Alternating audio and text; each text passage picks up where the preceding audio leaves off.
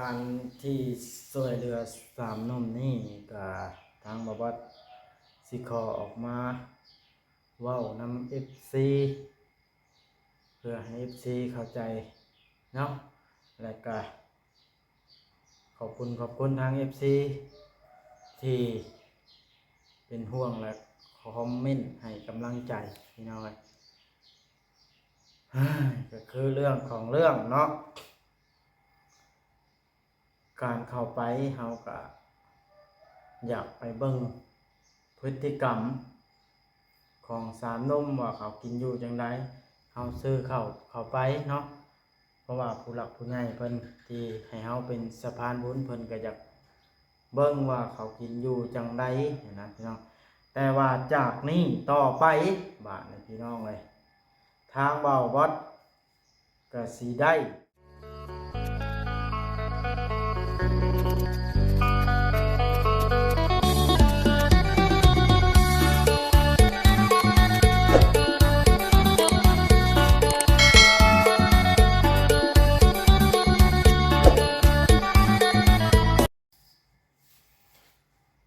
พี่น้องเอ้ยมาแต่ดำนามาแต่ดำนาตอนเช้าพี่น้องเอ้ยมาเลยไปดำตอนเช้าแล้วสิออกไปถ่ายคลิปเนาะก็คือสิออกมาเว้าเรื่องการช่วยเหลือสามหนุ่มพี่น้องลั่นหนุ่มลั่นหนุ่มปอหนุ่มแป้งพี่น้องเอ้ยก่อนอื่นก็ขอบคุณทาง FC ที่เป็นห่วงและตักเตือนพี่น้องเลย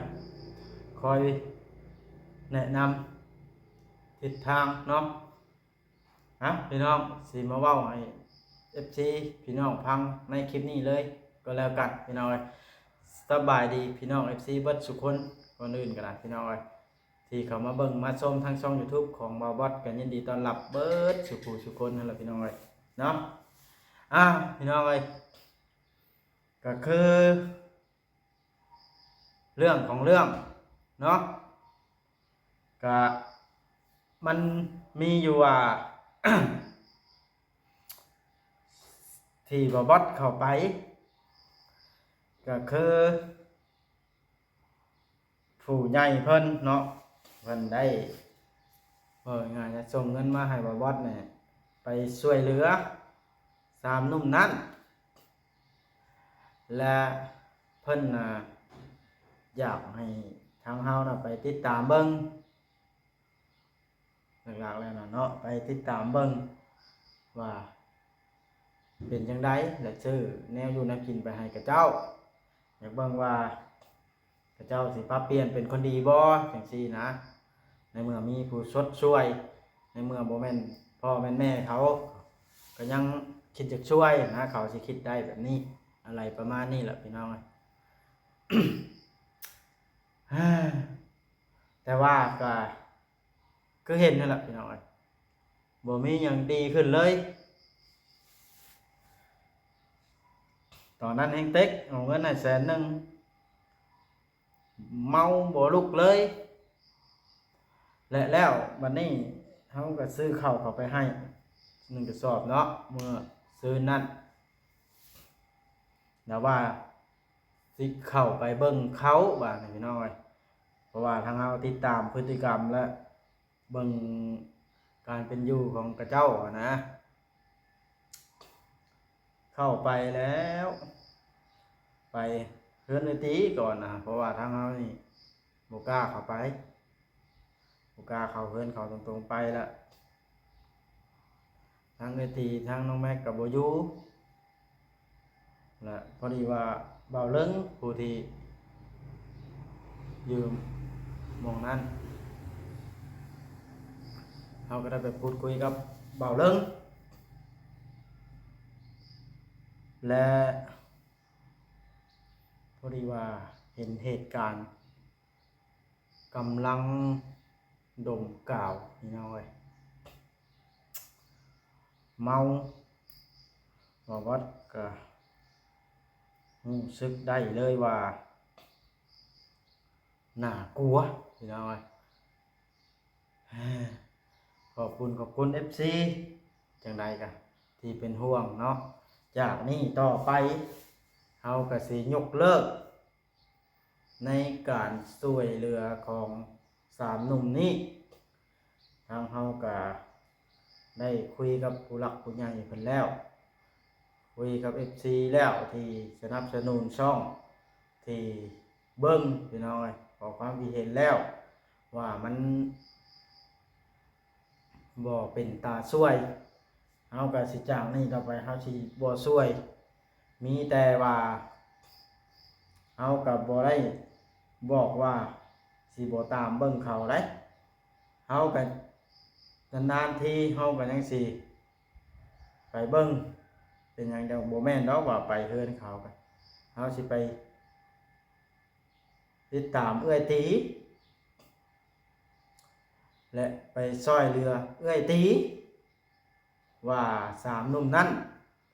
มาก่อความวุ่นวายอหย่างแน่เฮาก็สิได้เข้าไปถามไปติดตามเบิ่งชีวิตเขาละว่าง่ายๆครับสามหนุ่มนี่ว่าเขาสิเฮ็ดจังไดต่อทางนายบ้าน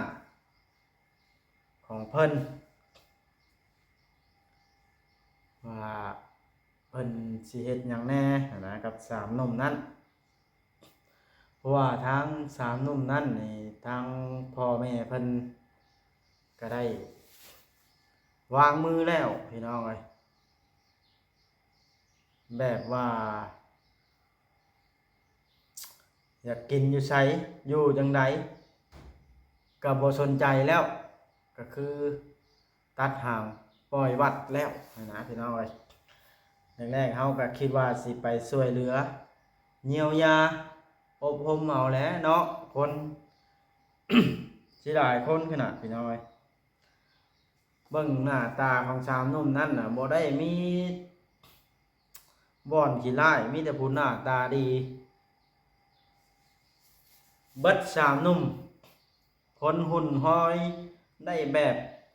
ใหญ่กล้ามเป็นมัดแต่ว่าแม่นหยังมากินความคิดเขาเฮ็ดให้เขาถิ่มชีวิตตัวเอง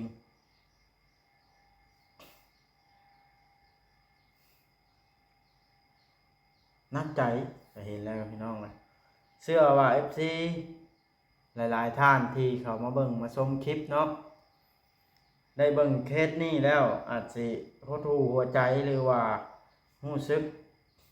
บ่สบายใจในการเบิ่งคลิป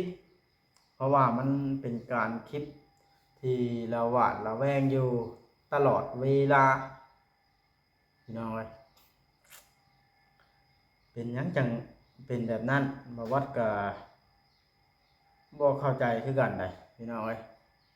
เพราะว่านุ่มรันเป็นคนดี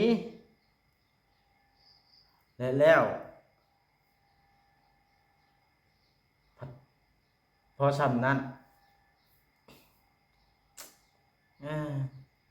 ในเมื่อเข้าเขาซื้อไปบ่ฮู้ว่าเขาขายเบิดหรือยังบ่ก็ได้เข้าไปเบิ่งเด้เนาะเพราะว่าเฮ็ดใดเขาจึงมีเงินซื้อเอากาวไปดมนะพี่น้อย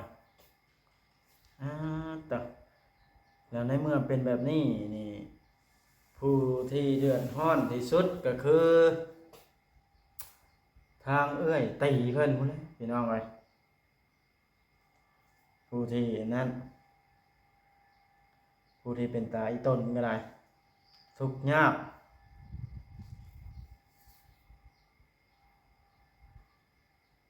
แล้วยังมาเลี้ยงสามเทิกนี่ข้อยก็ได้แนะนำให้เพิ่นน่ะไปแจ้งการจะตั้งทางในบ้านเพิ่นมือก่อนน่ะเนาะแต่ว่าเพิ่นย่านสามหนุ่มโมโหบ่หรือว่าได้ย่านสามหนุ่มเอาเรื่องบ่อันนี้ก็ยังบ่เข้าใจคือกันเนาะเรื่องของสามหนุ่มนี่ FC ว่าอย่าเข้าไปยุ่งอย่าเข้าไปวุ่นวายอันนี้ก็บางวัดนี่ขอบใจ FC หรือว่าขอบคุณอีกครั้งหนึ่งพี่น้องเอ้ย ที่เป็นห่วงเป็นใยที่ตักเตือนบ่ให้เข้าไปเอาวัดก็สิบ่ได้เข้าไปเนาะเพราะว่าสิถ่ายอยู่ห่างๆเอากันสมมุติว่าจำเป็นมีหลายคนเนาะไปเป็นหมู่กันแล้วแม่น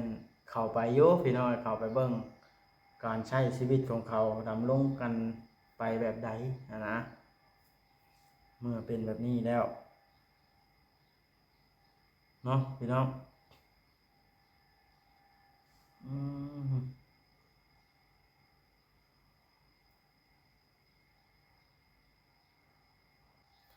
นักใจเติบหนึงได้พี่น้องไว้บ่วัดก็ได้มีแต่ว่าบ่วัดก็สิได้แจ้ง FC ประมาณนี้แหละเนาะเพราะว่าบ่วัดก็เห็นคอมเมนต์ไลน์นะพี่น้องเลยออกมาเว้าจักหน่อยว่าทักเตือนว่าวัดนี่ล่ะว่าบ่ให้เข้าไปยุ่งเป็นห่วงเป็นใยยันเขาไล่พันไล่แทงบ่วัดนี่ล่ะพี่น้องเอ้ยก็ขอบใจ FC ที่คอมเมนต์ตักเตือนพี่น้องไว้แล้วก็คอยเป็นกำลังใจให้